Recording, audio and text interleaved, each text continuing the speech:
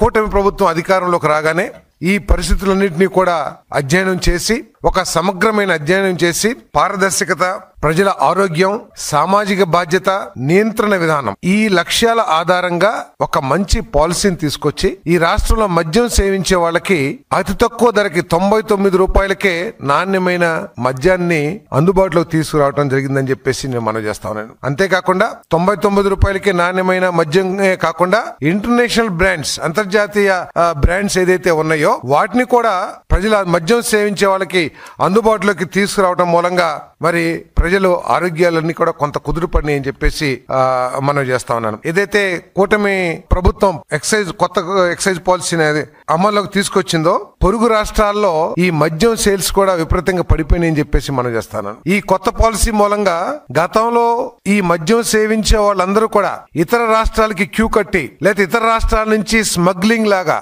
ఏదైతే తీసుకొచ్చేవాళ్ళ మద్యం అవన్నీ కూడా ఆగిపోయినాయని చెప్పేసి మనం చేస్తాం. ఇతర రాష్ట్రాలకు వెళ్ళి క్యూ కట్టాల్సిన పని రాలేదు. బార్డర్స్ జిల్లాలకు వెళ్ళి లేకపోతే దొంగచాటుగా లిక్కర్ని తీసుకొచ్చి ఆ బలహీనతని ఆధారంగా చేసుకుని పోలీసులు వాళ్ళ మీద కేసులు పెట్టి వేధించే పరిస్థితులు ఇవన్నీ కూడా పోయినాయని చెప్పేసి మనం చేస్తాం.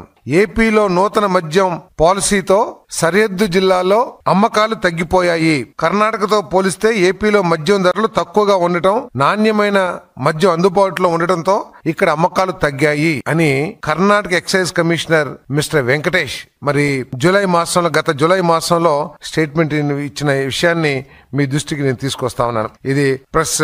అదేవిధంగా ఏపీలో ప్రీమియం లిక్కర్ బ్రాండ్స్ అందుబాటులో లేక అధిక ధరలకు మద్యం కొనలేక తెలంగాణ సరిహద్దు జిల్లాల్లో మద్యం కొనేవాళ్ళు అంటే ఆంధ్రప్రదేశ్ కు సంబంధించిన మద్యం సేవించే వాళ్ళు అంతర్జాతీయ బ్రాండ్స్ అందుబాటులో లేక అధిక ధరల మూలంగా తెలంగాణ బార్డర్స్ లో ఉన్న జిల్లాలకు వెళ్లి ఎక్కువగా కొనుక్కునేవాళ్ళు.